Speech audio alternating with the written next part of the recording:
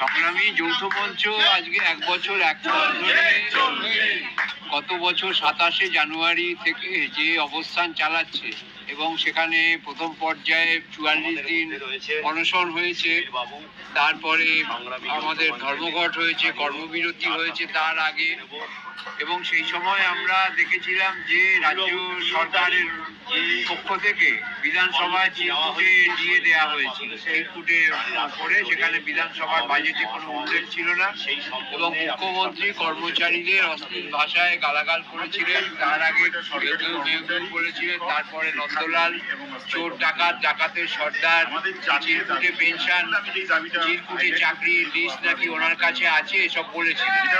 কিন্তু তাও উনি এই আন্দোলনকে দমাতে পারেননি।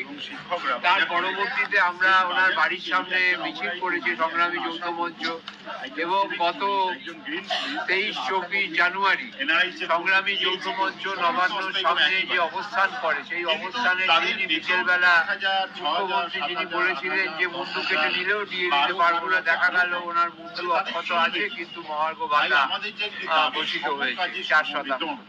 সুতরাং টাকা সবসময় আছে এবং কেন্দ্রীয় সরকার যে রাজ্য সরকারি কর্মচারীদের পুরো টাকা দেয়, এটা সমতুল্য এবং আমাদের যে শিক্ষক কর্পোরেশন, পঞ্চায়েত কর্মচারী, তাদের 60% টাকা দেয়, এগুলো সবই সরকার স্বীকার করে নিয়েছে এবং কেন্দ্রীয় সরকারের থেকে কত টাকা পায়নি আজ অব্দি এই বাবদ। এটা আমরা বলেছিলাম যে তারা একটা শ্বেতপত্র প্রকাশ করুন, সেসব কিছুই তারা করতে পারেনি।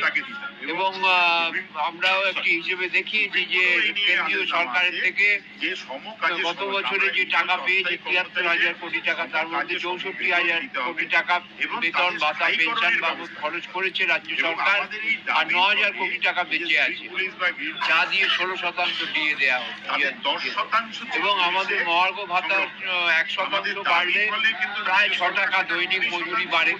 তো যদি 40% মহার্ঘ ভাতা দেওয়া হয় তাহলে 240 টাকা দৈনিক মজুরি এখানেই পারে।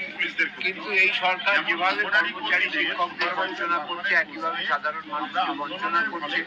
এই সরকার দিল্লিতে কর্মরত কর্মচারীদের জন্য মহার্ঘ ভাতা স্থায়ী আদেশনামা প্রকাশ করেছে, কেন্দ্রীয় হারে দিতে দেয়, কিন্তু এখানে সেটা দিচ্ছে না। এবং এর ফলে এই রাজ্যে পরিযায়ী শ্রমিক তৈরি হচ্ছে, যারা অন্য রাজ্যে 800 টাকা মজুরি পাচ্ছে, কারণ সেখানে রাজ্য সরকারগুলি এআইসিপিআই অনুযায়ী বেতন ভাতা। আমরা 6 লক্ষ শূন্য পদ পূরণের কথা বলেছিলাম, এইবারে বাজেট বক্তৃতায় সরকার স্বীকার করে নিয়েছে 5 লক্ষ পদ রয়েছে এবং সেগুলো পূরণ করার চেষ্টা হবে। এবং প্রাথমিক শিক্ষক প্রায় 11,000 এবং আপার প্রাইমারি প্রায় 7,000, মানে প্রায় 20,000 শিক্ষক নিয়োগের পদক্ষেপ সরকার নিতে হচ্ছে। তো আমাদের আন্দোলন এইভাবে আস্তে আস্তে সফলতার দিকে যাচ্ছে এবং সেই জায়গা থেকে আমরা আবারও ওই কর্মবিরতি আমাদের হয়েছে 22শে ফেব্রুয়ারি, এবং সেই দিন সরকার ডায়জনল এবং একদিনের যে বেতন কাটা এইটা করতে পারেনি। তার কারণ ইতিমধ্যেই সংগ্রামী যৌথ মঞ্চ স্যাটে সরকারি কর্মচারীদের জন্য এবং হাইকোর্টে শিক্ষকদের জন্য মামলা করেছে। সুতরাং সরকার আগামী দিনে ধর্মঘট যে আবার 6-7 মার্চে ডাকা হয়েছে, সেই ধর্মঘটেও সরকার কিছুই করতে পারবে না, এটাই বুঝতে পারা যাচ্ছে। এবং সামনে নির্বাচন আছে, সুতরাং নির্বাচন কমিশনের আন্ডারে যখন আমাদের সার্ভিস যাবে তখন সরকারের ওপর প্রতিহিংসামূলক বদলি করা অসুবিধাজনক হবে। এই পরিস্থিতিতে আপনারা সরকারকে এই সুবর্ণ সুযোগে যে ধাক্কা দেওয়া যেতে পারে, যে লড়াই করা যেতে পারে, সেই লড়াইয়ে আসুন। 3রা মার্চের মহাসমাবেশ রাজপুরী রোডে আসুন সংগ্রামী যৌথ মঞ্চে। কারণ সরকারের মন্ত্রী শোভনদেব চট্টোপাধ্যায় স্বীকার করে নিয়েছেন, এখন তিনি এক সময় বলেছিলেন আপনারা সপ্তাহে একদিন তো মাছ ভাত খান, এখন তিনি বলছেন যে মহার্ঘ ভাতা অধিকার, একথা অস্বীকার করতে পারবো না, আমার রক্তে ডেলিভারিয়ান আছে।